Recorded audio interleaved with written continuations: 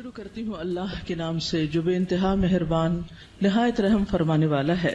علم کیا نہیں، نشرح ہم نے کھول دیا، لکا آپ کے لیے، صدرک سینہ آپ کا، ووضعنا اور اتار دیا ہم نے، عنکا آپ سے، وزرک بوجھ آپ کا، الذی وہ جس نے، انقضا توڑ دی تھی، ظہرک کمر آپ کی، ورفعنا اور بلند کیا ہم نے، لکا آپ کے لیے، ذکرک ذکر آپ کا، فإن پس یقیناً، مع ساتھ، العسری تنگی کے، یسرا آسانی ہے، ان یقیناً، مع ساتھ، العسری تنگی کے، یسرا آسانی ہے، فإذا پس جب، فرغتا فارغ ہو جائیں آپ، فانصب تو محنت کیجئے، وإلی ربک اور طرف اپنے رب کے، فرغب پس رغبت کیجئے۔ سورۃ الانشراح جس کا ایک نام سورۃ الشرح بھی ہے اور سورۃ الم نشرح بھی، یہ تین نام عام طور پر آپ کو مختلف مصاحف میں لکھے ہوئے ملیں گے۔ تینوں میں معنی ایک ہی ہے، مکی سورت ہے، پچھلی سورت کا تتمہ ہے یعنی کمپلیشن ہے۔ بعض کے خیال میں یہ دونوں ایک ہی سورت ہے، لیکن حقیقت یہ ہے کہ دونوں الگ الگ صورتیں ہیں، سورۃ الضحیٰ اور سورۃ الم نشرح۔ سورۃ الضحیٰ میں بھی رسول اللہ صلی اللہ علیہ وسلم پر اللہ سبحانہ وتعالیٰ کے انعامات کا ذکر ہے، اور اس سورت میں بھی آپ صلی اللہ علیہ وسلم پر اللہ سبحانہ وتعالیٰ نے جو انعامات کیے، احسانات کیے، ان کا ذکر ہے۔ سورۃ الضحیٰ میں حسی انعامات، ظاہری انعامات، نظر آنے والی چیزیں، ان کا ذکر ہے، اور سورۃ الشرح میں معنوی یا نظر نہ آنے والے لیکن حقیقت میں جو اللہ سبحانہ وتعالیٰ کے انعامات ہیں، جن کا ذکر آگے آئے گا آج، ان کا ذکر ہے۔ حقیقت یہ ہے کہ کوئی بھی نعمت کسی کو بھی جب ملتی ہے تو اس پر لازم ہوتا ہے کہ وہ اس کا شکر ادا کرے۔ سورۃ الضحیٰ کے آخر میں آپ صلی اللہ علیہ وسلم کو بتا دیا گیا کہ آپ شکر ادا کرنے کے لیے کیا کیا کریں۔ کیا بتایا گیا؟ فَأَمَّا الْيَتِيمَ فَلَا تَقْهَرْ وَأَمَّا السَّائِلَ فَلَا تَنْهَرْ وَأَمَّا بِنِعْمَةِ رَبِّكَ فَحَدِّثْ، کہ جس طرح آپ پر احسانات ہوئے ہیں کہ اللہ تعالیٰ نے آپ کو یتیمی کی حالت میں بہترین ٹھکانہ عطا کیا اور بہترین آپ کو علم عطا کیا، نبوت عطا کی، تو اسی طرح آپ بھی یتیم کے ساتھ احسان کریں، اور جو سوالی کوئی آئے، علم کا سوالی یا مال کا سوالی، اس کے ساتھ نرمی کا سلوک کریں، اس کو ڈانٹے نہیں۔ یعنی آپ صلی اللہ علیہ وسلم کو دی جانے والی نعمتوں اور احسانات کا شکر ادا کرنے کا طریقہ بتایا جا رہا ہے، جیسی نعمتیں ویسا ہی شکر، اسی کی قسم کا شکر۔ اور اس صورت میں بھی ہم دیکھتے ہیں کہ جن احسانات کا ذکر ہے بعد میں اسی طرح کے شکر ادا کرنے کی بات ہے۔ اور یہاں چونکہ مانوی نعمتیں ہیں جیسے وحی الہی ہے، اور اللہ سبحانہ وتعالیٰ نے آپ کے لیے جو آسانیاں کی اور آپ کا ذکر خیر جو بلند کیا، تو اس پر آپ کو حکم دیا جا رہا ہے کہ آپ اپنے رب کی طرف توجہ کیجئے، اس کی عبادت کیجئے، جب فارغ ہو جائیں تو بھی اپنے رب کی طرف رغبت کیجئے۔ انسان جب کسی بھی نعمت کا شکر ادا کرتا ہے تو اللہ تعالیٰ کا وعدہ ہے کہ وہ اس نعمت کو بڑھا دیتا ہے اور زیادہ عطا کرتا ہے۔ ہمیں بھی اللہ تعالیٰ نے مختلف طرح کی نعمتیں اور ٹیلنٹس دے رکھے ہیں، بعض اوقات ہم اپنے ان ٹیلنٹس کو فل کیپیسٹی میں استعمال نہیں کرتے، نتیجہ کیا ہوتا ہے؟ ہماری صلاحیتوں کو زنگ لگ جاتا ہے۔ لیکن جتنا زیادہ ہم ان کو استعمال کرنے لگتے ہیں، جتنا زیادہ ہم ان کو دینے لگتے ہیں، اور خاص طور پر اگر کوئی شخص دین کی دعوت دینے والا ہو یا تعلیم دینے والا ہو، تو ایک استاد یا ایک داعی جتنا زیادہ اپنے مدعو کے ساتھ یا اپنے طالب علم کے ساتھ، اسٹوڈنٹ کے ساتھ محنت کرتا ہے، اس کے لیے قربانی کرتا ہے، اس کو سکھانے کی اور اس کو دینے کی کوشش کرتا ہے، تو اس کا علم اور تجربہ اتنا زیادہ بڑھتا چلا جاتا ہے۔ نہ صرف یہ کہ علم اور تجربہ بڑھتا ہے، بلکہ شاگردوں کے دل میں اس کے لیے محبت اور اس کے لیے رسپیکٹ اور اس کی قدر کا جذبہ بھی اسی طرح بڑھتا ہے۔ ہم سب بھی اپنے اپنے وقت میں طالب علم رہے، اور ہم سب جانتے ہیں کہ کس استاد کا ہماری نظر میں کیا مقام تھا، آج تک ہمیں یاد ہے۔ تو اسی طرح ہمارے شاگردوں کی نظر میں بھی ہر استاد کا اپنا اپنا ایک مقام ہے، اور کس کا مقام اور درجہ اور عزت اور محبت اور قدر زیادہ ہوتی ہے؟ جو اپنے شاگردوں کے لیے جتنا زیادہ مخلص ہوتا ہے، وہ علم دینے کے کام کو یا نبوت کا کام کو پیشہ نہیں ہوتا۔ یہ ایک اللہ سبحانہ تعالیٰ کی نعمت کا، اللہ تعالیٰ کے اس احسان کا کہ اس نے ہمیں یہ سب کچھ عطا کیا، اس کا شکر ادا کرنا ہوتا ہے، اظہار نعمت کرنا ہوتا ہے، اس کو شیئر کرنا ہوتا ہے، دوسروں کے ساتھ بانٹنا ہوتا ہے. اور انسانوں کی تعلیم و تربیت اور انسانوں کو کچھ بنانا یہ دنیا کا سب سے بڑا کام ہے. کیونکہ مادی چیزیں، پتھر توڑ کے گھر بنانا، کوٹ کے بجری سڑکیں بنانا، یہ بھی ایک کام ہے جو نظر آنے والی چیزیں ہیں، لیکن وہ تو ہمارے لیے مسخر ہیں، مطیع ہیں، فرما بردار ہیں. ہم جہاں چاہیں ان کو لگا دیں، جس طرح چاہیں ان کو رکھ دیں. لیکن انسان اتنی آسانی سے بات سننے والے نہیں ہوتے. ان کو مولڈ کرنا اور ان کو گھڑنا اور ان کو کچھ بنانا اور ان کو سنوارنا اور ان کو نکھارنا، جو نبی صلی اللہ علیہ وسلم کے فرائض منصبی میں سے تھا.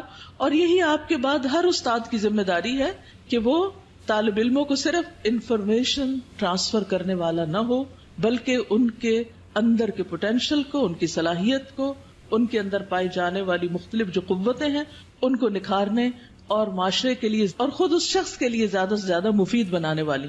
اور یہ کام والدین کے بعد استاد ہی کرتا ہے اور یہ اس کی بہت بڑی ذمہ داری ہوتی. تو اس پس منظر کو سامنے رکھتے ہوئے ہم اس سورت کا انشاءاللہ مطالعہ کریں گے کہ ہمیں کیا کرنا ہے. سوال یہ پیدا ہوتا ہے کہ کیا یہ احکامات جو اس سورت کے اندر آئے ہیں صرف نبی صلی اللہ علیہ وسلم کے لیے خاص ہیں یا اس کے بعد ان لوگوں کے لیے بھی جو آپ کے طریقے پر چلنے والے ہوں اور آپ ہی کے کام کو آگے لے کر بڑھنے والے ہوں. تو حقیقت یہ ہے کہ یہ سب کے لیے ہیں، آپ کے لیے خاص اور ہمارے لیے عمومی طور پر.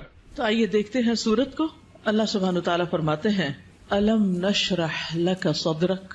الم کیا نہیں، سوالیہ انداز ہے اور یہ یقیناً کے معنوں میں ہے، قد کے معنوں میں. نشرح ہم نے کھول دیا. شرح کا لفظ ہوتا ہے کسی چیز کو چھوٹے چھوٹے ٹکڑے کر کے، جیسے گوشت ہے تو گوشت کے چھوٹے چھوٹے سلائسز کرنا، اس کو کاٹنا. تشریح سرجری کے لیے بھی آتا ہے.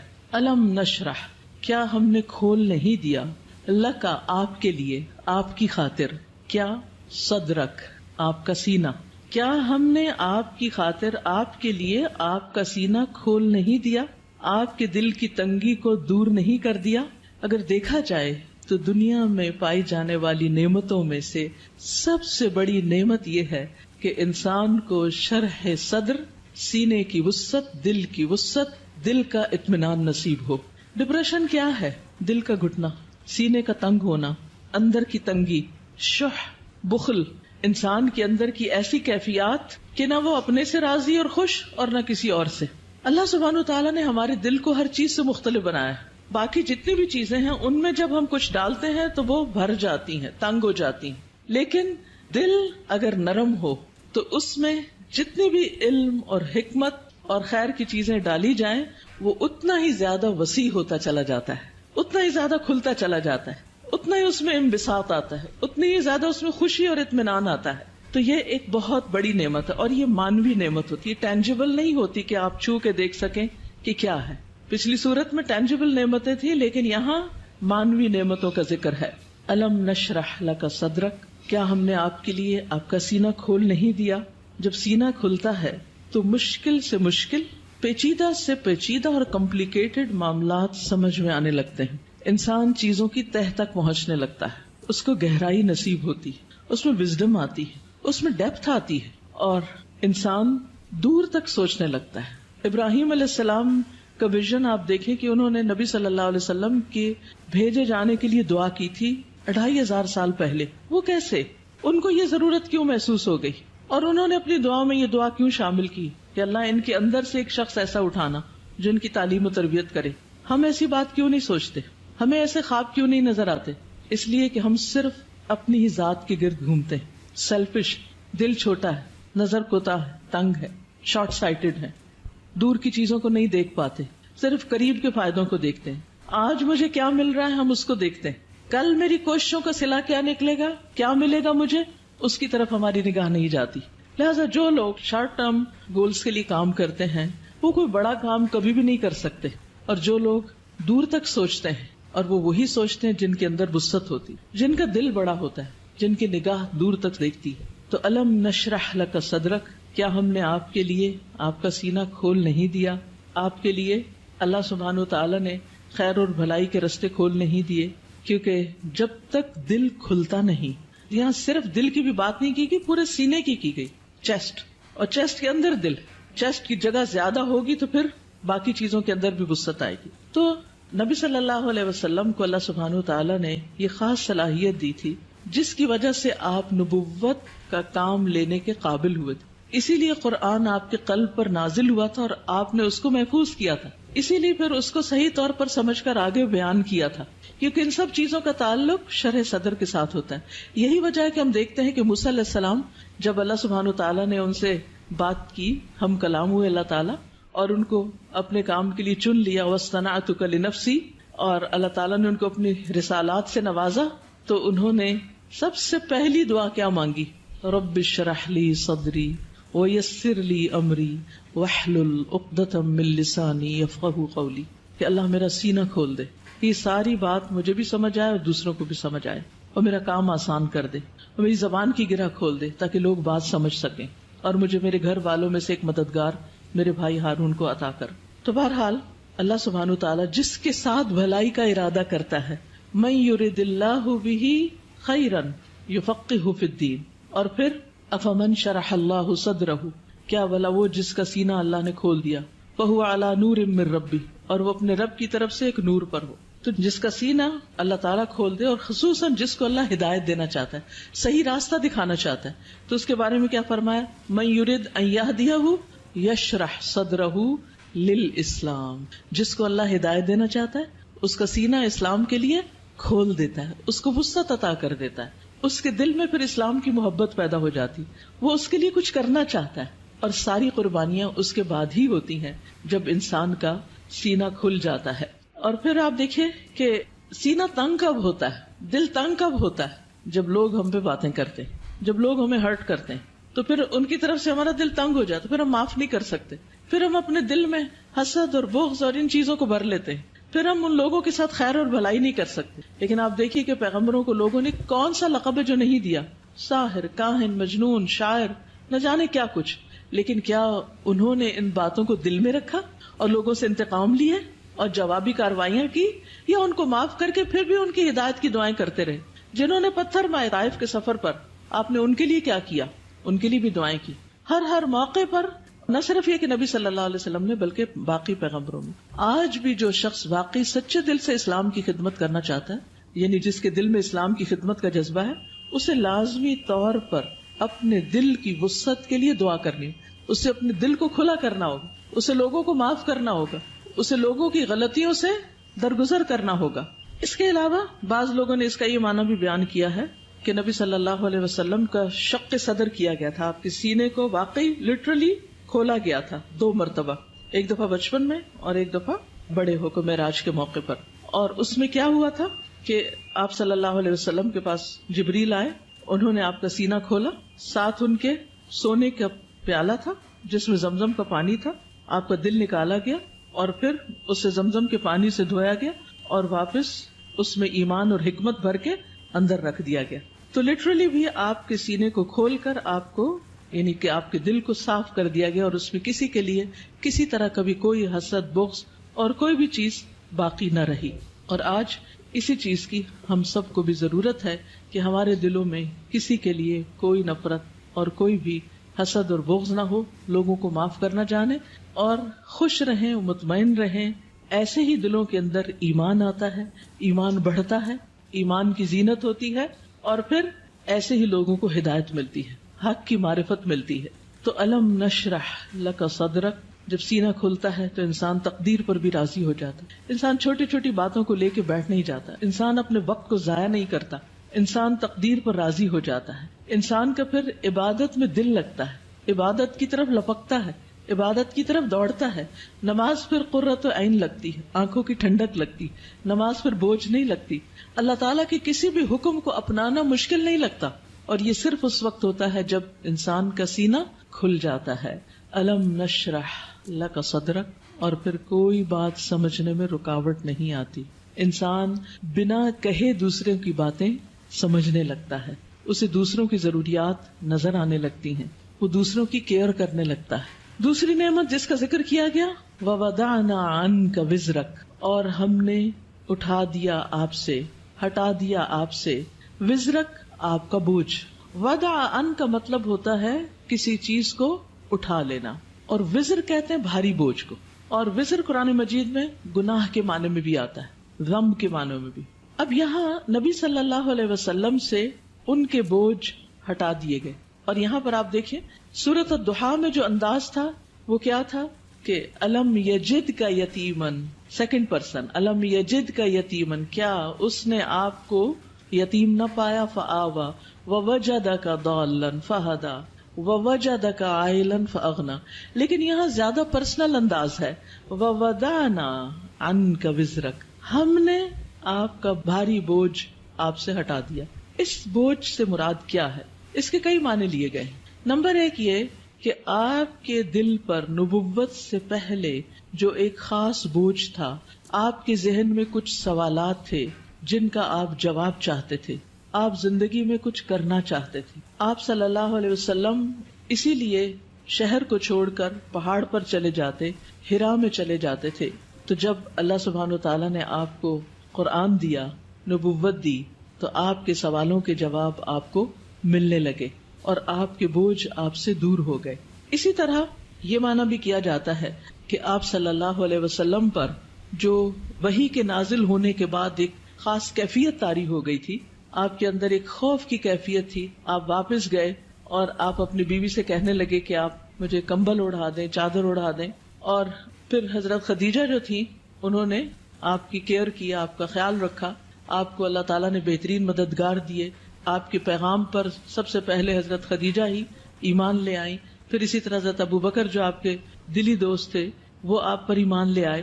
تو یہ جو وحی کی کیفیت تھی اور یہ جو فرشتے کو دیکھ کر آپ پر ایک خوف اور ایک بوجھ پڑ گیا اور آپ پر ایک پریشانی آ گئی، اور پھر کچھ عرصے کے لیے جیسے وحی کا سلسلہ منقطع بھی ہوا، اس میں بھی آپ پر پریشانی آئی. تو اللہ سبحانہ تعالیٰ نے وہ سارے بوجھ آپ سے ہٹا دیے، وہ پریشانیاں آپ کی دور کر دی. اسی طرح یہ معنی بھی کیا جاتا ہے کہ نبوت سے پہلے کے 40 سال جو آپ کے اللہ تعالی کی عبادت میں نہیں گزرے تھے، جس کا آپ کو ملال تھا، تو وہ کیفیت بھی آپ سے دور کر دی گئی. پھر اسی طرح یہ معنی بھی کیا گیا ہے کہ خلاف اولا جو کام آپ سے ہوئے، خلاف اولا کا مطلب یہ ہوتا ہے کہ پیغمبر کا درجہ اور مقام بہت بڑا ہوتا ہے. جیسے ایک مقولہ ہے نا کہ حسنات الابرار سیئات المقربین، جو نیک لوگوں کی نیکیاں ہوتی ہیں وہ مقربین کے غلطیاں شمار ہوتی. یعنی جو اللہ کے خاص اور مقرب بندے ہوتے ہیں ان کے لیے سٹینڈرڈ بہت ہائی ہے کہ ان کا اخلاق بھی عظیم ترین ہو اور ان سے چھوٹا سا بھی کوئی قصور، کوتاہی، کمی بیشی نہ ہو. لیکن نبی صلی اللہ علیہ وسلم انسان بھی تھے. جیسے عبس وتولی میں آیا کہ ایک شخص آپ کے پاس آیا کچھ پوچھنے کے لیے، آپ نے تھوڑی سی اس سے بے رخی برتی. تو یہ بے رخی کیا تھی؟ یہ اللہ سبحانہ تعالیٰ کی نگاہ میں ایک قصور تھا آپ کا. تو وزر کا معنی قصور بھی کیا گیا ہے. تو اللہ تعالیٰ نے وہ بھی آپ کا اگلے پچھلے سب قصور معاف کر دیے اور آپ کے بوجھ آپ سے ہٹا دیے. وَوَضَعْنَا عَنْكَ وِزْرَكَ الَّذِي أَنْقَضَ ظَهْرَكَ، وہ جس نے آپ کی کمر توڑ دی، یعنی آپ کو جس کا بہت زیادہ بوجھ محسوس ہوتا تھا. نقیض ہوتا ہے کسی چیز کو اس طرح توڑنا کہ اس میں سے کڑکڑانے کی آواز ہو، یعنی کڑکڑاہٹ. جیسے چارپائی کے اوپر اگر زیادہ لوگ بیٹھ جائیں تو کیا ہوتا ہے، یا کبھی کرسی کے اوپر کوئی بھاری شخص بیٹھ جائے تو اس کے اندر سے جو آواز نکلتی ہے نا، تو وہ کیا کہلاتی ہے؟ نقیض کہلاتی ہے. تو انقض ظہرک یعنی جس نے آپ کی پیٹھ کو بوجھل کر دیا تھا، آپ کے اوپر ایسی ذمہ داری آ پڑی تھی کہ آپ اس کی وجہ سے بہت دبے ہوئے یا آپ بہت اس کی وجہ سے بوجھل محسوس کر رہے تھے. تو اللہ سبحانہ تعالیٰ نے وہ بھی آپ سے دور کر دیا. وَرَفَعْنَا لَكَ ذِكْرَكَ، اور آپ کا ذکر خیر بلند کر دیا، یعنی آپ کو شہرت عطا کی، آپ کو بلندی عطا کی. نہ صرف یہ کہ آپ کو، بلکہ آپ کے ذکر کو، یعنی آپ کے نام کو، آپ کے مقام کو، آپ کے درجے کو بہت بلندی ملی. اور اس کے لیے ایک حدیث میں آتا ہے کہ نبی صلی اللہ علیہ وسلم نے فرمایا کہ جبریل علیہ السلام میرے پاس آئے اور کہا کہ آپ کا رب کریم پوچھتا ہے کہ آپ کیا جانتے ہیں کہ میں نے آپ کے ذکر کو کس طرح بلند کیا ہے؟ رفعنا لک ذکرک کیسے ہوا؟ میں نے جواب دیا کہ اس حقیقت کو اللہ تعالیٰ ہی بہتر جانتے ہیں. تو اللہ تعالیٰ نے فرمایا کہ آپ کے ذکر کی بلندی کی کیفیت یہ ہے کہ جہاں میرا ذکر کیا جائے گا وہاں آپ کا بھی ذکر کیا جائے گا، یعنی نبی صلی اللہ علیہ وسلم کا ذکر بھی. اور اسی لیے ہم دیکھتے ہیں کہ جب ایک شخص مسلمان ہوتا ہے تو کیا پڑھتا ہے؟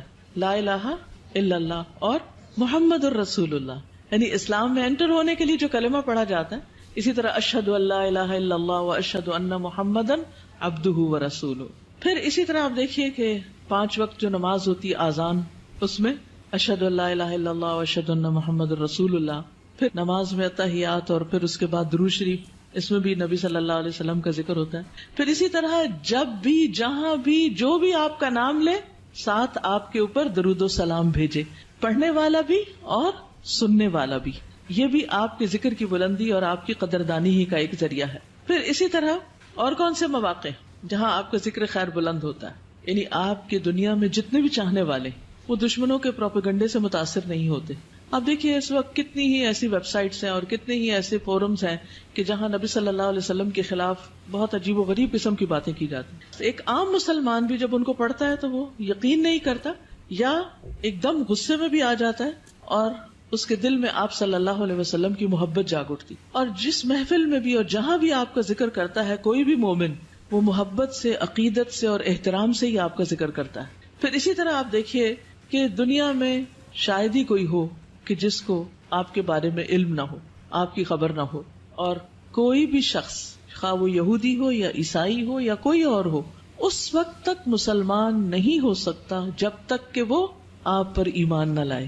آپ کی نبوت قیامت تک کے لیے ہے. آپ پر جو کتاب نازل ہوئی قرآن مجید، وہ ہمیشہ کے لیے محفوظ ہے. باقی انبیاء کے معجزات ان کے ساتھ ہی دنیا سے ختم ہو گئے، لیکن نبی صلی اللہ علیہ وسلم کا معجزہ کیا ہے؟ قرآن مجید. یعنی جہاں قرآن کا ذکر آتا ہے وہاں آپ کا ذکر آتا ہے کہ آپ پر نازل ہوا. اور پھر اس طرح بھی آپ کا ذکر خیر ہوتا ہے، آپ کے درجات میں بلندی ہوتی ہے. جمعے کو خطبہ دیا جاتا ہے یا کوئی بھی لیکچر دیا جاتا ہے تو ہم شروع میں کیا کہتے ہیں؟ نحمدہ ونصلی، اللہ کی حمد و ثنا اور نبی صلی اللہ علیہ وسلم کا ذکر، آپ پر درود و سلام.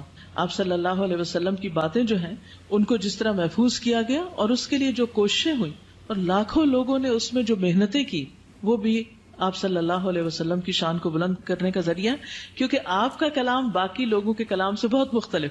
یعنی آپ کی جو گفتگو تھی، آپ کی جو احادیث ہیں، اوتی تو جوامع الکلم، اور اسی طرح کچھ اور بھی خصوصیات. یعنی اس پر کتابیں بھی لکھی گئی ہیں کہ نبی صلی اللہ علیہ وسلم کے خاص خصائص کیا تھے جس کی وجہ سے آپ کا درجہ باقیوں کے مقابلے میں بلند ہے. وَرَفَعْنَا لَكَ ذِكْرَكَ، اب کرنا کیا چاہیے؟ فَإِنَّ مَعَ الْعُسْرِ يُسْرًا، آپ کو تسلی دی جا رہی کہ یقیناً تنگی کے ساتھ آسانی بھی ہے. تنگی کیا تھی؟ یعنی آپ صلی اللہ علیہ وسلم جب نبوت کا کام کرتے تھے، یعنی لوگوں کو اسلام کی طرف بلاتے تھے، تو لوگ آپ کی بات نہیں مانتے تھے. خصوصاً مکہ میں، یہ صورت مکی ہے، مکہ میں آپ کی بہت مخالفت ہوتی تھی. تو اس میں آپ دیکھیے کہ نبی صلی اللہ علیہ وسلم کو تسلی دی جا رہی ہے کہ عسر کے ساتھ یسر بھی ہے، ساتھ ہی ہے.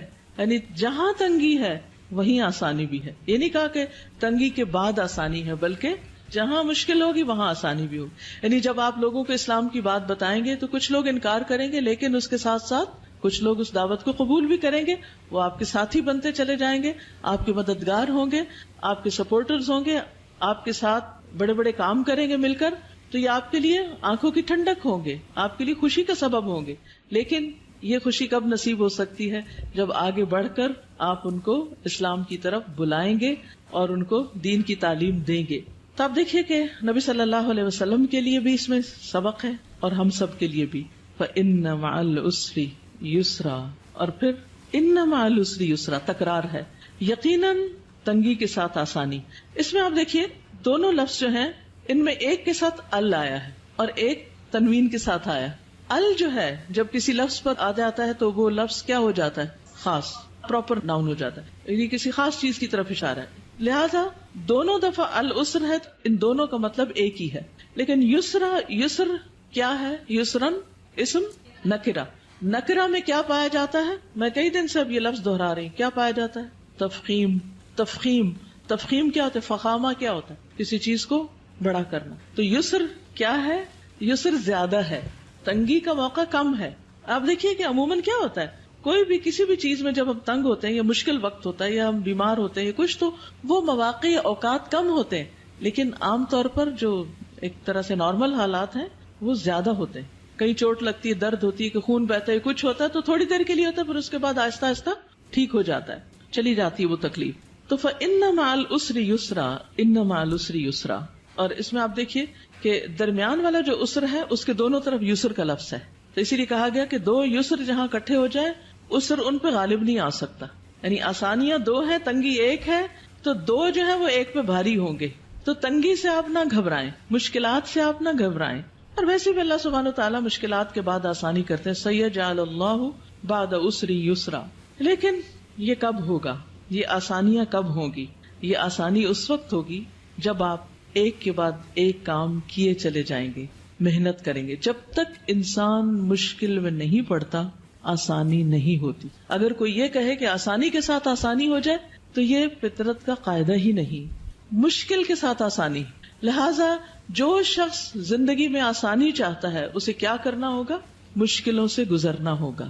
جو مشکلوں سے گزرتے چلے جاتے ہیں وہ بہادر ہو جاتے ہیں. اگر آپ روز ایکسرسائز کرتے ہیں تو پھر ایک وقت آتا ہے کہ وہ ایکسرسائز بھی آپ کو نہیں تھکاتی اور بڑے سے بڑا بھاری کام وہ بھی آپ کو نہیں تھکاتا کیونکہ آپ کا اسٹیمنا بلڈ ہو چکا ہوتا. لیکن اگر آپ سستی کے مارے لیٹے رہیں، سوئے رہیں، کوئی کام نہ کرے تو کیا ہوگا؟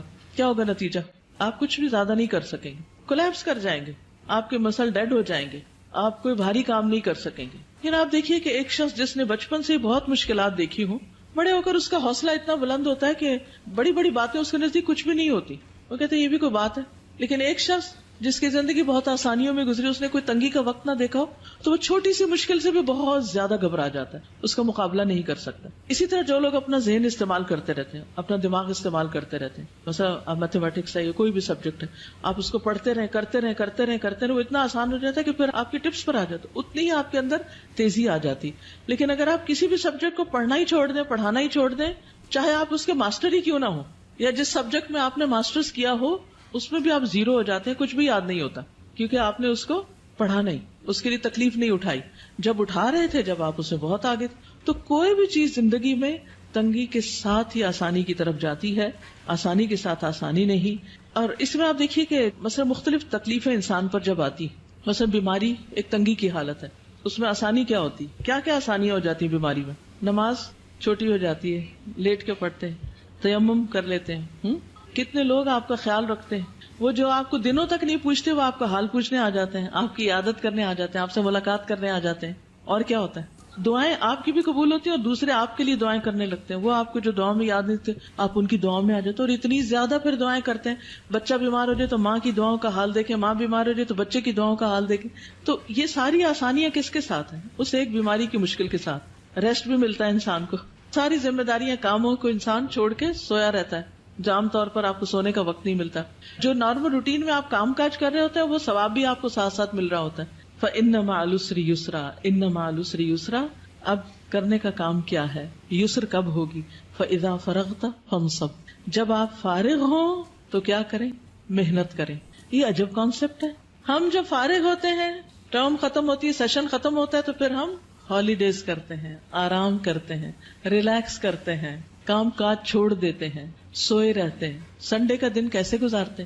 کام کم کرتے ہیں. نبی صلی اللہ علیہ وسلم کو کیا حکم دیا گیا؟ فَإِذَا فَرَغْتَ فَانْصَبْ. جب آپ ایک کام سے فارغ ہو جائیں تو دوسرے میں آ جائیں. مثلا اگر آپ جہاد کے کام سے فارغ ہوئے، تعلیم کے کام سے فارغ ہوئے تو اللہ کے ذکر اور نماز اور تہجد کی طرف. آپ دیکھیے کہ سارا دن آپ کے کام ہوتے تھے اور پھر رات ہوتی تھی تو آپ عبادت میں کھڑے ہو جاتے تھے، لیکن اسی سے تو آپ کے درجے بلند ہوئے کہ آپ کو مقام محمود ملا. تو جو شخص محنت کرتا ہے اسی کو بلندیاں ملتی. اور یہی سبق ہم سب کے لیے ہے کہ کام کے بعد آرام نہیں، کام کے بعد کام اور پھر کام اور پھر کام. بس کام کی شکل بدل جائے گی، وہی ریلیکسیشن ہے. کیونکہ جب آپ ایک کام کر کر کے تھکتے ہیں نا تو دوسرا کام شروع کر دیتے ہیں. تو آپ کیا کرتے ہیں؟ اس پہلے کام کی تھکاوٹ سے نکل آتے ہیں اور دوسرے کام کی تھکاوٹ جب دوسرے سے تھکتے ہیں تو آپ پھر ایک اور کام شروع کر دیتے ہیں. تو وہ جو بدل بدل کے آپ کام کرتے رہتے ہیں اس میں آپ کے لیے آسانی ہو جاتی ہے. فن سب کا ایک مطلب نصب کرنا بھی ہوتا ہے. نصب کا مطلب گاڑنا بھی ہوتا ہے، یعنی جب آپ باقی کاموں سے فارغ ہو جائیں تو پھر اللہ کی عبادت کے لیے کھڑے ہو جائیں. آپ کتنا قیام کرتے تھے، کتنا کھڑے ہوتے تھے، پاؤں سوج جاتے تھے. جب آپ کو کہا گیا کہ آپ کے تو اگلے پچھلے سارے گناہ معاف ہو گئے ہیں تو آپ نے کیا فرمایا؟ افلا اکون عبدا شکورا. کیا میں اللہ کا شکر گزار بندہ نہ بنوں؟ ہم شکر کیسے ادا کرتے ہیں؟ صرف زبانی کلامی. کیا کسی نعمت کے ملنے پر ہم پہلے سے زیادہ اللہ کی طرف راغب ہوتے ہیں؟ کوئی بھی نعمت، دین کی، دنیا کی. اور فن سب اس محنت کو کہتے ہیں جو انسان کو تھکا دے، تھکا دینے والی محنت. فارغ ہوں تو تھکا دینے والی محنت کریں. اسی لیے آپ دیکھیں کہ ویسٹ میں کیا کانسیپٹ ہے، لوگ سارے دن کے کام کے بعد سیدھا کہاں جاتے ہیں؟ جم جاتے ہیں اور جم جا کے کیا کرتے ہیں؟ ورک آؤٹ کرتے ہیں، وہ پسینہ بہنے لگتا ہے، اور ہم کہاں جاتے ہیں؟ بستر پہ جاتے ہیں، کھانے پہ جاتے ہیں، کام کے بعد کام، سخت محنت. آپ دیکھیے فَإِذَا فَرَغْتَ فَانْصَبْ، اسے کس نے لے لیا؟ جو آج دنیا میں ترقی کر گئے، اور ہم جو الٹے چل رہے ہیں پیچھے ہی جا رہے ہیں. الٹا چلنے والے پیچھے جاتے ہیں. ہم نے اس قرآن کو سمجھا ہی نہیں اور اس کے مطابق عمل کیا ہی نہیں. وَإِلَىٰ رَبِّكَ فَارْغَب، صرف ورک آؤٹ کر کے تھکنا مراد نہیں ہے، بلکہ اپنے رب کی طرف رغبت کرنا ہے، اپنے رب کی طرف رجوع کی. آپ دیکھیے کہ انسان جس سے محبت کرتا ہے نا، تو جب انسان تھک جاتا ہے نا، تو پھر اس کا کیا دل چاہتا ہے؟ اب اس سے بات کرے، اب اس سے ملاقات کرے. تو جو اللہ سے محبت کرتا ہے وہ دنیا کے کام کاج سے جب تھکتا ہے تو نماز کی طرف راغب ہوتا ہے، تاکہ اللہ سے بات کرے، اللہ کا ذکر کرے، اللہ کو یاد کرے. نبی صلی اللہ علیہ وسلم نے حضرت فاطمہ کو کیا سکھایا تھا؟ سارے دن کے کام کار کر کے تھک جاتی تھی، خادم دیا یا کچھ اور؟ تسبیحات. یہ تسبیحات پڑھ لیا کرو، تھکاوٹ دور ہو جائے گی. اور واقعی آپ بھی پڑھ کے دیکھیے، اِلَىٰ رَبِّكَ فَارْغَب، تھکاوٹ دور ہو جائے گی، انسان بالکل ریلیکس ہو جاتا ہے. جب انسان اور کام کر کر کے تھک جاتا ہے نا، تو میں تو ہمیشہ سمجھتی ہوں کہ نماز ریلیکس کرنے کے لیے آتی، ذکر بھی ہو رہا ہوتا ہے، ایکسرسائز بھی ہو رہی ہوتی. جب آپ پڑھ کے اٹھتے ہیں تو بالکل یوں ریلیف ملتا ہے جیسے وَوَضَعْنَا عَنْكَ وِزْرَكَ، سارے بوجھ اتر گئے، سارے گلے شکوے ختم، جو مشکلات ہیں ان کے لیے دعا کر لی، اللہ تعالیٰ کے آگے رو دھو لیے، دل کے بوجھ بھی اتر گئے، جسمانی بوجھ بھی اتر گئے. ویسے بھی کہ کوئی ہے ہماری سننے والا، تو یہ اسی کو نصیب ہوتا ہے جو اللہ کی طرف رغبت کرتا ہے. اسی طرح بعض اس کا معنی یہ بھی لیا ہے کہ نماز پڑھنے کے بعد پھر آپ ایک دم اٹھ نہ جائیں، بلکہ نماز کے بعد کے اذکار کریں. اسی طرح دنیا کے کاموں کے بعد عبادت کریں، عبادت کے بعد دنیا کے کام کریں، یعنی ایک کام کے بعد دوسرا کام. اس طرح ایک بیلنس ہوتا ہے، کیونکہ بہت سے لوگ جو دین کی دعوت دیتے ہیں بس وہ پڑھنے پڑھانے میں لگے رہتے ہیں، عبادت سے غافل ہو جاتے ہیں. عبادت ایکولی امپورٹنٹ ہے، ذکر اذکار ایکولی امپورٹنٹ ہے. نتیجہ کیا ہوتا ہے؟ طرح طرح کی مشکلات کا شکار ہو جاتے، پھر وہ ایک روحانی اسٹرینتھ اور ایمانی قوت نہیں ہوتی، لہٰذا وہ آنے والے چیلنجز اور مشکلات کا مقابلہ نہیں کر سکتے. وہ جو بڑے جذبوں کے ساتھ ایک کام شروع ہوتا ہے وہ کیا ہوتا ہے؟ نیچے بیٹھ جاتا ہے اور انسان پیچھے ہٹنے لگتا ہے. تو اس لیے بہت ضروری ہے کہ انسان دنیا کا کام اور اس کے ساتھ ساتھ عبادت کا کام، دین کی تبلیغ کا کام اور اس کے ساتھ ساتھ اللہ کا ذکر اور عبادت، یہ پرفیکٹ بیلنس قائم کر دیتا ہے. ورنہ نبی صلی اللہ علیہ وسلم نے فرمایا، یا ابن آدم، اے آدم کے بچے، تفرغ لعبادتی. اللہ سبحانہ وتعالیٰ فرماتے ہیں، اے آدم کی اولاد، میری عبادت کے لیے فارغ ہو، وقت نکالو. املا قلبک غنا، میں تمہارے دل کو غنا، بے نیازی سے بھر دوں گا، دل کو راحت دے دوں گا. واملا یدیک رزقا، اور تیرے دونوں ہاتھ رزق سے بھر دوں گا، رزق دوں گا تمہیں. یا ابن آدم، اے آدم کے بیٹے، لا تبعد منی، مجھ سے دور نہ ہونا، عبادت سے منہ نہیں موڑنا. فاملا قلبک فقرا، ورنہ تیرے دل کو محتاجی سے بھر دوں گا. ہر وقت تمہیں غم پریشانی لگی رہے گی کہ میرے پاس کچھ نہیں، میری یہ بھی ضرورت ہے، یہ بھی، اس چیز کا کیا ہوگا، اس کام کا کیا ہوگا، یہ ضرورت کہاں سے پوری ہوگی. فکر فکر فکر. واملا یدیک شغلا، اور تیرے دونوں ہاتھ کام سے بھر دوں گا، تجھے کاموں سے فرصت نہیں ملے گی اور تیرے دل کو پریشانی سے نجات نہیں ملے گی. کیوں؟ اس لیے کہ تو عبادت کے لیے وقت نہیں نکالتا. تو ہم سب کو پریشانی اور سخت مصروفیت سے بچنے کے لیے اپنی عبادت کے لیے وقت نکالنا لازم ہے. اور اس میں آپ دیکھیے خاص طور پر فجر کے وقت نماز، اذکار، قرآن کی تلاوت، دن کا آغاز اللہ کی عبادت سے ہو، کیونکہ اگر اس میں اللہ کی عبادت کا عنصر شامل نہیں تو پھر انسان تکلیفات سے نجات نہیں پا سکتا. کچھ لوگ جب ان کو دنیا میں مشکلات آتی ہیں تو اللہ سے اور دور ہو جاتے ہیں، کچھ لوگ اللہ کی طرف راغب ہوتے ہیں. اب کل ہی کسی نے مجھے فون کیا کہ میرا ایک بھائی ہے، حافظ قرآن ہے، لیکن دین سے دور ہو گیا ہے کیونکہ اس کو کوئی جاب نہیں ملی، اس کو بیماری لاحق ہو گئی وغیرہ وغیرہ. اب نمازوں میں بھی کوتاہی ہے اور قرآن بھی نہیں پڑھتا. میں نے کہا اس کا حل صرف یہی ہے کہ وہ ان دو چیزوں کی پابندی شروع کرے، ساری مشکلات دور ہو جائیں گی. اور دوسرا بھائی کہتی ہے اس کو بھی پریشانی آئی تھی لیکن وہ اور زیادہ اللہ کی طرف راغب ہو گیا، جاب بھی اچھی مل گئی اور ویسے بھی خوشحال مطمئن ہے، زندگی بھی ٹھیک گزر رہی. یہ جو زندگی میں پریشانی آتی اس لیے ہے کہ اللہ تعالیٰ کیا چاہتا ہے کہ بندے تھوڑا وقت میرے لیے بھی نکالو، کیونکہ اللہ نے ہمیں اپنی عبادت کے لیے پیدا کیا. اور جب ہم اس میں ڈنڈی مارتے ہیں، صرف فرض پر اکتفا کرتے، سنت اور نفل کی طرف جاتے ہی نہیں. یعنی اذا فرغت فانصب میں یہ بھی معنی لیا گیا ہے کہ فرض نماز کے بعد سنتوں کا اہتمام کرو، نفلوں کا اہتمام کرو، صرف فرض پر اکتفا نہ کرو. تو جب ہم فرائض میں ڈنڈی مارنے لگتے ہیں تو ہمارے کام ختم ہی نہیں ہوتے اور تھکاوٹ ختم ہی نہیں ہوتی اور پریشانیاں ختم ہی نہیں ہوتی. تو حل کس میں ہے؟ عبادت میں. ہم سب سوچیں کہ اپنی فرصت کے اوقات کو کیسے گزارتے ہیں. کامیاب وہی ہے جو فراغت کے لمحات کا بیسٹ استعمال جانتا ہو، بہترین استعمال جانتا ہو. وقفات التدبریہ میں نمبر 7 ہے الم نشرح لک صدرک وانما خص الصدر. یہاں صدر یعنی سینے کو مخصوص کیا گیا ہے لأنہ محل احوال النفس من العلوم والادراکات، کیونکہ وہ دل کے حالات، نفس کے احوال کا ٹھکانہ ہوتا ہے. یعنی سارے غم، پریشانیاں، دکھ، خوشیاں، ہر چیز دل میں ہی ہوتی ہے، سینے میں ہی ہوتی ہے. والادراکات، اور جتنے بھی ہمارے پرسپشنز ہیں وہ سب بھی. والمراد، مراد کیا ہے؟ الامتنان علیہ صلی اللہ علیہ وسلم بفتح صدرہ وتوسیعہ. نبی صلی اللہ علیہ وسلم پر اللہ تعالیٰ کے احسان کا ذکر ہے، آپ کے سینے کے کھلنے اور اس کے وسیع ہونے، ایکسپینڈ ہونے کے بارے میں. حتی قام بما قام بہ من الدعوہ، اسی وجہ سے آپ دعوت کے کام کو اچھی طرح انجام دے سکے، اس کو قائم کر سکے. وقدر علی ما قدر علیہ، اور وہ قادر ہو سکے جس پر بھی وہ قادر ہوئے. من حمل آباء النبوت، نبوت کے بوجھ اٹھانے کے، وحفظ الوحی، اور وحی کی حفاظت یا اس کو یاد کرنے کے. یعنی اسی لیے آپ صلی اللہ علیہ وسلم نے جو کام کیا اتنا بڑا 23 سال کے اندر، اس دل کی وسعت، سینے کی وسعت کی وجہ سے ہی کر سکے.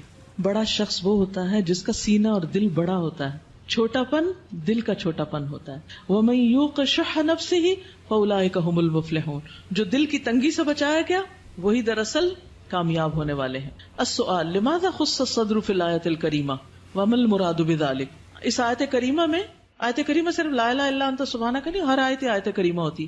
اس معزز آیت میں سینے کو کیوں خاص کیا گیا ہے اور اس سے مراد کیا ہے؟ کیونکہ سارے ہمارے جو احساسات، جذبات، سارے کے سارے دل سے متعلق ہوتے ہیں، سینے سے متعلق ہوتے ہیں.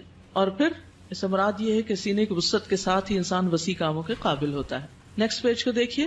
فَإِنَّ مَعَ الْعُسْرِ يُسْرًا إِنَّ مَعَ الْعُسْرِ يُسْرًا فَالْعُسْرُ وَإِن تَكَرَّرَ مَرَّتَيْنِ فَتَكَرَّرَ بِلَفْظِ الْمَعْرِفَةِ فَهُوَ واحد. عسر اگرچہ 2 بار آیا ہے لیکن معرفہ آیا ہے، ال کے ساتھ آیا ہے، اس لیے اس کا ایک ہی معنی ہوگا، یعنی عسر ایک ہی شمار ہوگا دونوں آیتوں میں.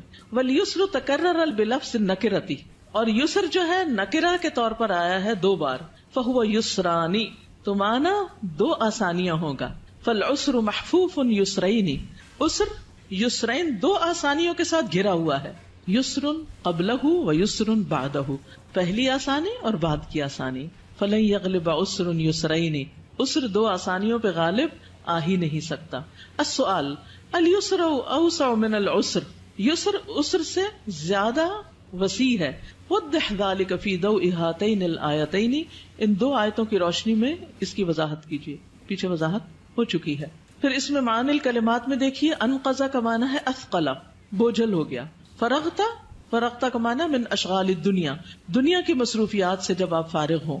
فانصب فجد فی العبادہ، عبادت میں محنت کیجیے. فرغب فتوجہ واطلب وتضرع، توجہ کیجیے، طلب کیجیے اور آہوزاری کیجیے. عمل بالآیات میں اشغل احد اوقاتک فراغک بعبادت، اپنے فراغت کے اوقات میں سے کسی وقت کو عبادت میں لگا لیجیے، مشغول کر لیجیے. فَإِذَا فَرَغْتَ فَانْصَبْ وَإِلَىٰ رَبِّكَ فَارْغَب. ایک چھوٹی سی چیز سیلف انالیسس کے لیے کہ اپنی زندگی میں پائی جانے والی کسی بھی تکلیف یا کسی بھی مشکل کو لکھیں اور پھر اس مشکل کے ساتھ آپ کو کیا کیا آسانیاں ملی یا اس مشکل کی وجہ سے اس کو بھی لکھیں. مشکل کیا ہے اور اس کے ساتھ آسانی کیا ہوئی. دوسری چیز، فارغ وقت کب ہوتا ہے اور اس میں آپ کیا عبادت کر سکتے. اپنی موجودہ عبادت میں کچھ نہ کچھ مزید انکریز کریں، اضافہ کریں. استاذہ میں یہ سوچ رہی تھی کہ یہ ہمیں واقعی غور کرنا چاہیے، کیونکہ بہت سارے ہمارے ایسے اوقات ہوتے ہیں جو بیسیکلی فارغ ہوتے ہیں لیکن ہم ان کو فارغ سمجھ نہیں رہے ہوتے. جیسے ٹریولنگ کا اگر بہت سارا لمبا ٹائم ہے نا، بالکل، تو ہم یعنی اس میں ہم کتنا کچھ کر سکتے ہیں نا، لیکن ہم اس میں نہیں کرتے کیونکہ ہمارا کچھ پلان نہیں ہوتا کہ ہم نے اس میں کچھ پڑھنا ہے یا کچھ ذکر کرنا ہے یا کچھ عبادت کرنا ہے. یہ ہمارے ہی ملک میں ہے عام طور پر. افسوس کے ساتھ اس وقت کے ہم مسلمانوں کی حالت ہے. ورنہ اگر آپ ویسٹ میں جائیں، کسی بس میں ٹریول کریں، ٹرین میں کریں، لوگ نیوز پیپرز، کتابیں، مختلف چیزیں پڑھتے ہی نظر آئیں. ہر شخص کچھ نہ کچھ کر رہا ہوگا. یعنی سفر کے وقت کو استعمال کرنا. اسی طرح کسی بھی انتظار کے وقت کو، ڈاکٹر کے پاس انتظار کر رہے ہیں، گاڑی کے آنے کا انتظار کر رہے ہیں، کسی شخص کا انتظار کر رہے ہیں، اس وقت کو بھی آپ پروڈکٹیو بنائیں، اس کو بھی آپ بہترین چیز میں استعمال کریں.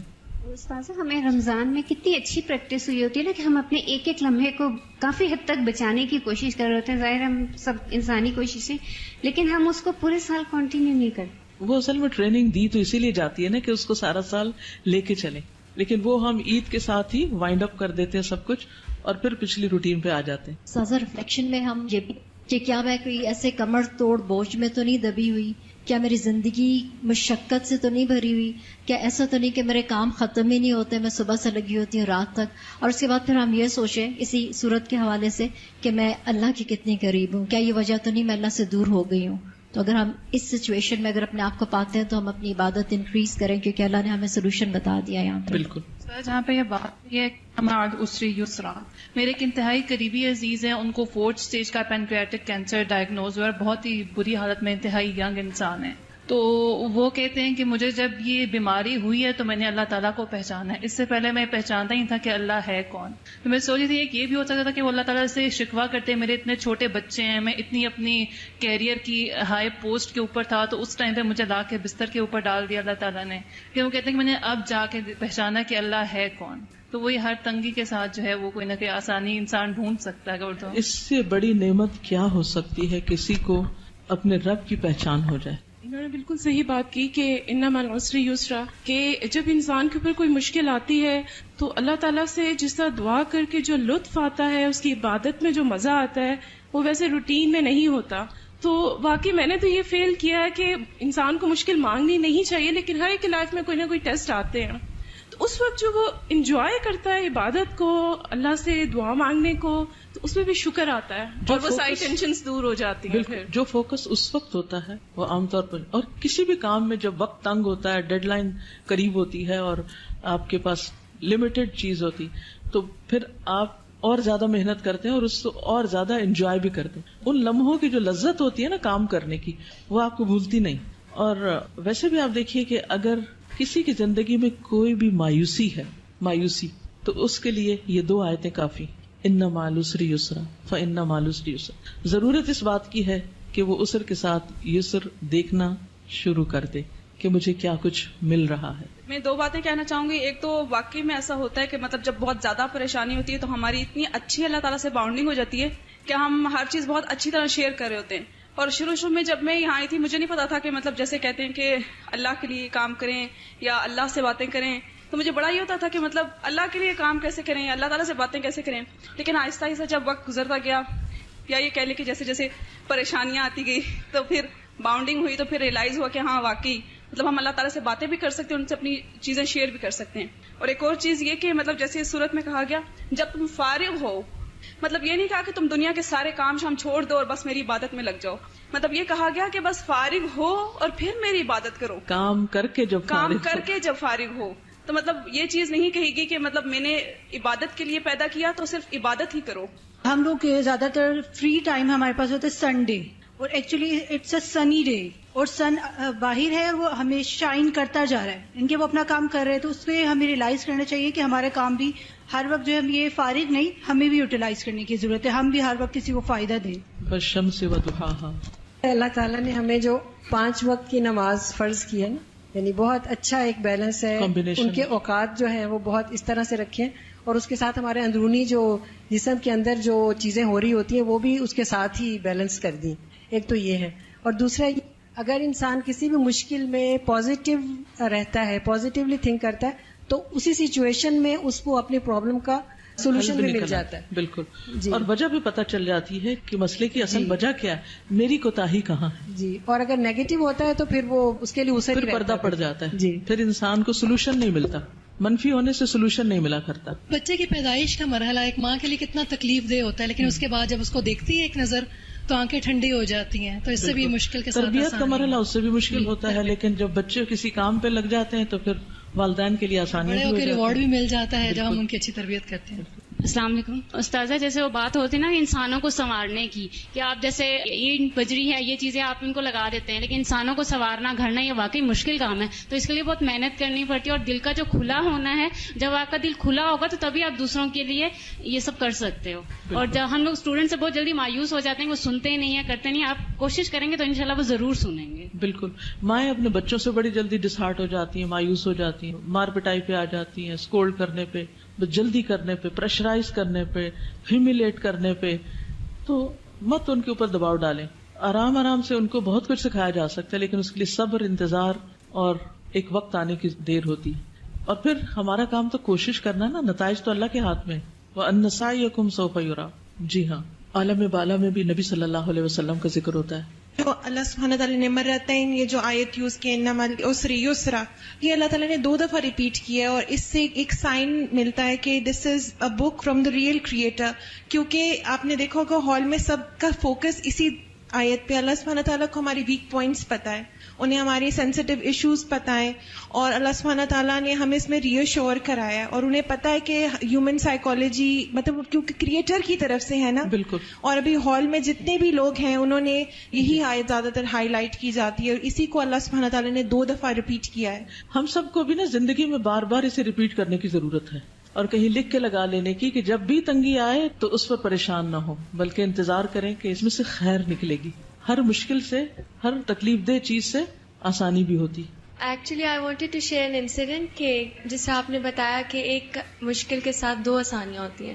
تو I don't know being a girl, جس وقت حجاب کا حکم آیا اور نقاب وغیرہ سب کچھ، تو میں کافی زیادہ ہوئی ہوئی تھی کہ میں اس کو کیسے کروں گی نا. اینڈ اسی دوران ایک شادی بھی آ گئی جس کو مجھے پتا تھا کہ وہ سیگریگیٹڈ نہیں ہوگی، and I would have to do it and I would just have to go. So I pray to اللہ کہ بھائی سب کچھ کرے، اینڈ آئی نیو کہ ادھر میری کوئی فرینڈس وغیرہ بھی ایسی کوئی خاص نہیں ہوں گی نا. سو آئی وینٹ، اور الحمدللہ میری جوتی ٹوٹ گئی. اور جو جوتی ہے وہ اس طرح ٹوٹی کہ آئی کڈنٹ ایون امیجن کہ وہ مطلب اس کا نیچے سے ہی وہ نکل گیا، and I couldn't move. So I would have to like sit in a place and I would just be with my mom. اور ایک اور بات کے ساتھ میری ایک اور فرینڈ بھی آ گئی. I couldn't مجھے پتا بھی نہیں تھا کہ وہ آ سکتی ہے، اس کا کوئی ریلیشن تھا بھی نہیں اس کے ساتھ، اور مطلب ایک طرح سے میں بچ بھی گئی اس سب فتنے وغیرہ سے. اور میری ایک فرینڈ بھی آ گئی جس کے ساتھ I could share something. So this was amazing. چلیے سورۃ التین شروع کرتی ہوں اللہ کے نام سے جو بے انتہا مہربان نہایت رحم فرمانے والا ہے.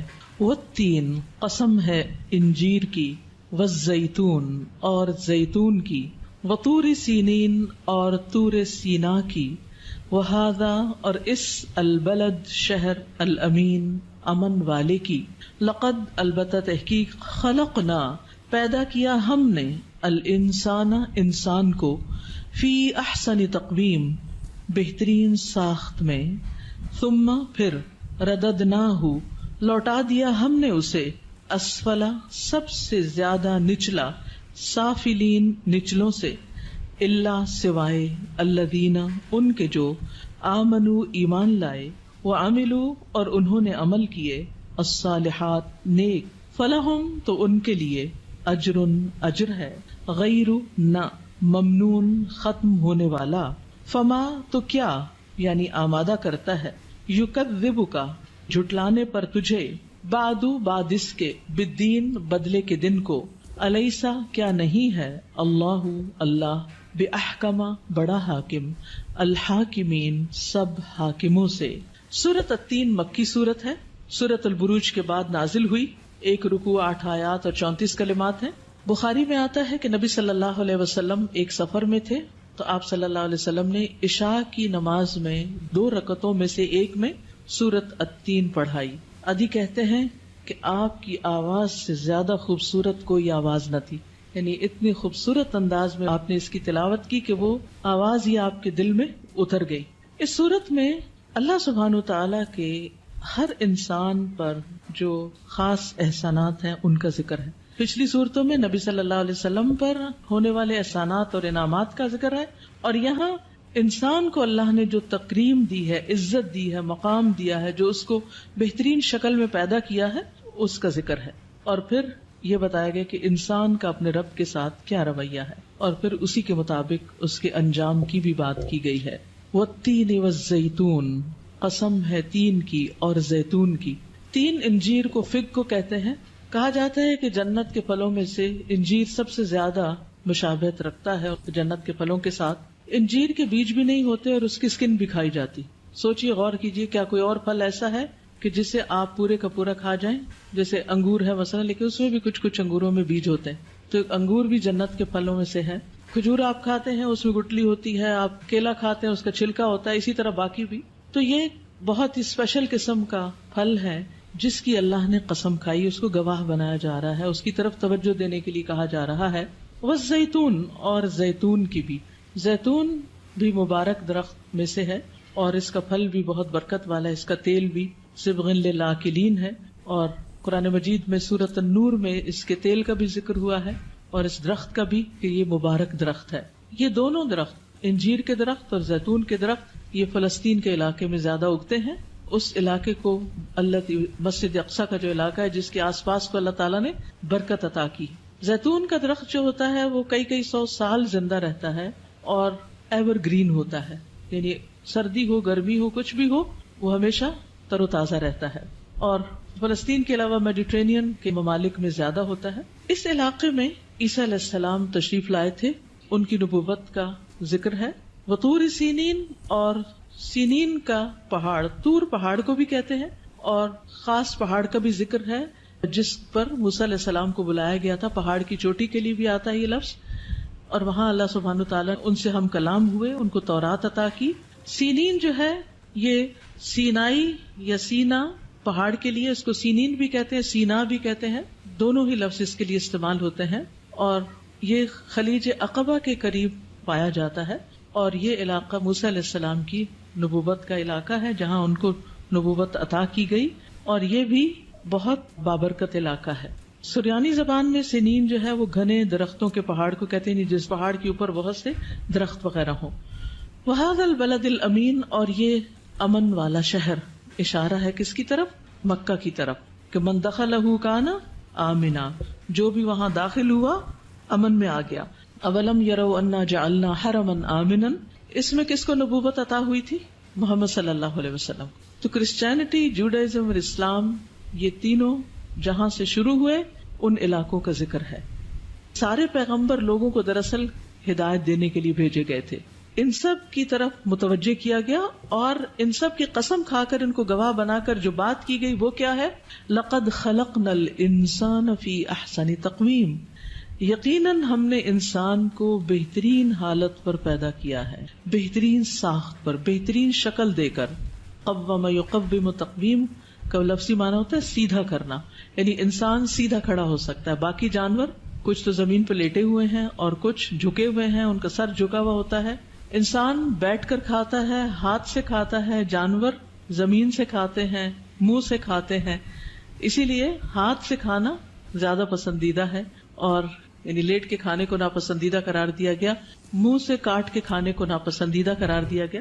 تو انسان کو بہترین صاف، بہترین حالت اور متناسب حالت میں پیدا کیا گیا. اس کی شکل و صورت، اس کی آنکھیں، اس کے کان، اس کا سر، ہر ایک چیز بہترین جگہ پر بہترین حالت میں اللہ سبحانہ وتعالیٰ نے رکھی.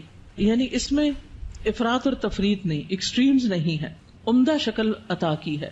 ایسا بنایا جیسا بنانے کا حق تھا، کیونکہ عربی زبان میں کسی چیز کو ایسا سیدھا کرنا کہ جیسا سیدھا کرنے کا حق ہے، اس کے لیے تقویم کا لفظ استعمال ہوتا ہے. تو انسان کے قد، انسان کے اعضاء کی لمبائی، چوڑائی، شکل و صورت، ان کی شیپ، ان کا رنگ، یہ ساری کی ساری چیزیں بہترین حالت. اب دیکھیں ہمارے دانت ایک خاص حد تک رک جاتے ہیں، اس سے لمبے نہیں ہوتے. زبان ہماری باہر نہیں نکل رہی ہوتی. اسی طرح ہماری آنکھیں اندر ہیں، اگر وہ باہر نکلی ہوتی تو کیا حال ہوتا اور ان کی حفاظت کیسے ہوتی. اسی طرح کان بھی لمبے نہیں، بہت چھوٹے نہیں، بہت مناسب. ناک بھی، یعنی پورے ناک، نقشہ، صورت، ہر چیز عمدہ ترین بنائی. یہ سب کچھ دے کر انسان سے کیا چاہا کہ انسان کو پھر جسمانی طاقتوں کے علاوہ روحانی طاقتیں دی، اس کو دل دیا، اس کو جذبات دیے، سب کچھ دیا. اللہ نے انسان سے کیا چاہا کہ وہ ان ساری صلاحیتوں کو بہترین طریقے پر استعمال کرے اور صرف جانوروں جیسی زندگی بسر نہ کرے کہ صرف کھانا پینا، بچے پیدا کرنا، گھومنا پھرنا یہ اس کی زندگی کا مقصد نہ ہو. لیکن انسان نے کیا اپنی قدر نہیں پہچانی. ثم رددناہ اسفل سافلین، پھر پھیر دیا ہم نے اس کو سب نچلوں سے نچلا. یعنی انسان جب گرتا ہے تو جانوروں سے بھی نیچے گر جاتا ہے. جانور بھی اتنے برے کام نہیں کرتے جتنے پھر انسان کرنے لگتا ہے. جسمانی طور پر بھی انسان جب بڑھاپے کی طرف لوٹتا ہے تو کیا ہوتا ہے؟ بالکل ہی نکما ہو کر رہ جاتا ہے. ذہنی طور پر بھی بچہ بن جاتا ہے، ردد نہ ہو، واپس پھیر دیتے ہیں. اخلاقی طور پر بھی اگر انسان گرتا ہے تو پھر ساری حدیں پار کر جاتا ہے. کوئی جانور ایسی زبان نہیں کھولتا جس طرح انسان کھول دیتا ہے. اسی طرح روحانی طور پر بھی، کیونکہ ہر چیز اللہ کی تسبیح کر رہی ہے، عبادت کر رہی ہے، لیکن انسان جب اس سے دور ہوتا ہے تو سب کچھ ہی چھوڑ کر بیٹھ جاتا ہے، حتیٰ کہ اللہ کا بھی انکار کرتے. مخلوق میں سے کوئی بھی اپنے رب کا انکار نہیں کرتی، لیکن انسان یہ سب کچھ کرنے لگتا ہے. لیکن اس سے بچے ہوئے کون ہیں؟ کون اس اسفل سافلین سے بچا ہوا ہے؟ اور پھر انجام کار کے طور پر اسفل سب سے نچلی چیز جہنم کا گڑھا ہے. جب انسان اپنی قدر نہیں پہچانتا، اپنے مقصد زندگی کو پورا نہیں کرتا، تو اللہ سبحانہ وتعالیٰ کیا کرتے ہیں؟ اس کو سب سے نچلی جگہ جا پھینکتے ہیں، سجین میں. الا الذین آمنوا وعملوا الصالحات، مگر وہ لوگ اس سے بچے ہوئے ہیں جو ایمان لا کے اچھے کام کرتے ہیں، وہ اسفل سافلین نہیں ہوتے. فلہم اجر غیر ممنون، ان کے لیے ایسا اجر ہے جس کا سلسلہ کبھی ختم نہیں ہوگا، کیونکہ جنت ہمیشہ ہمیشہ کی ہے، ہمیشہ. فما یکذبک بعد بالدین، تو کون جھٹلا سکتا ہے تجھے، یا کون جھوٹا سمجھ سکتا ہے تجھے دین کے بعد، یا قیامت کے دن کے بعد، یعنی یوم الدین کے بعد. یعنی اتنے دلائل آنے کے بعد بھی لوگ آپ کی بات نہیں مانتے، اور قیامت کا دن جب آئے گا تو کون آپ کی بات کا انکار کر سکے گا؟ سارے دلائل ختم ہو کر رہ جائیں گے.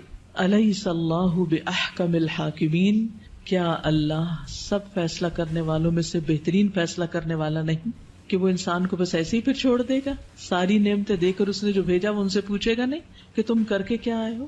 اس کے فیصلے عدل پر مبنی ہیں، لہذا وہ کسی کے اجر میں کمی بھی نہیں کرے گا اور کسی مجرم کو چھوڑے گا بھی نہیں. جس پر سزا لاگو ہوتی ہے اس کو سزا بھی دے گا. تو بات پھر یہی ہے، خلاصہ یہی ہے کہ اللہ سبحانہ تعالیٰ نے انسان کو عزت بخشی، ساری نعمتوں سے نوازا، لیکن اللہ کے ہاں معزز دراصل وہی ہے جو اللہ کا بندہ بن کے رہتا ہے. اس کے برعکس جو اللہ کو نہیں پہچانتا، اللہ کے دین کو نہیں پہچانتا، تو وہ اسفل سافلین میں جا گرتا ہے اور انسان اپنے اصل مقام اور مرتبے سے بھی اتر جاتا ہے. پھر اس کے لیے سزا اور آخرت کی جو جزا ہے وہ لازم ہے. فَلَقْتَحَمَ الْعَقَبَةَ وَمَا أَدْرَاكَ مَا الْعَقَبَةُ، جو مشکل کام تھے اللہ نے اس کے سپرد کیے، وہ اس نے نہیں کیے، تو پھر اس کا انجام یہی ہونا ہے، کیونکہ جزا سزا انسان کے اعمال کے مطابق ہوگی.